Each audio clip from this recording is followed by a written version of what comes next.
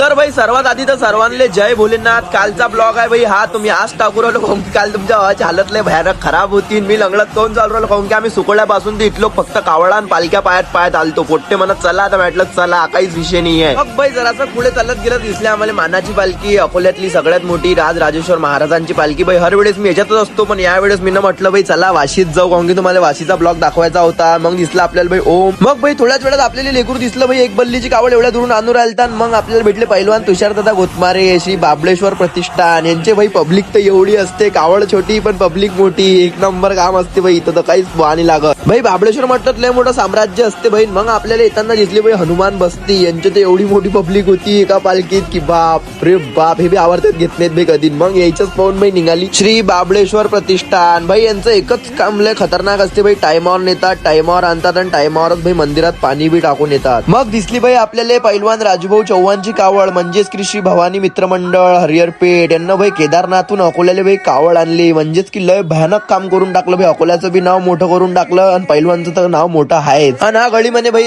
मला बी ब्लॉग मध्ये घे म्हणे, मी त्या फॅन म्हणे. म्हटलं चाल बा येऊन जाय काहीच विषय नाही. मग पोहोचलो आपण आपल्या कावडपाशी. पोट्टेले म्हटलं चला रे उठा बेटा कावड निघतेच आता. डापकी वाशी तुम्ही कावड पाहू शकता. एक अखंड साम्राज्य म्हणजेच की डापकी वाशी. भाई आमच्या कावडले पाहायला भाई दुरून दुरून लोक येतात, अकोल्यातले लोक थांबेल राहतात. मग भाई निघाली आपली कावड. कावड निघाल्यावर म्हटलं तर पब्लिक तर तुम्हाला दाखवाच लागेल. तर पाहू शकता तुम्ही आपली पब्लिक. भाई दूर दूर लोक दिसत बी नाहीत लेकर तुम्हाला, एवढी मोठी पब्लिक असते आपल्या डापकी वाशीत.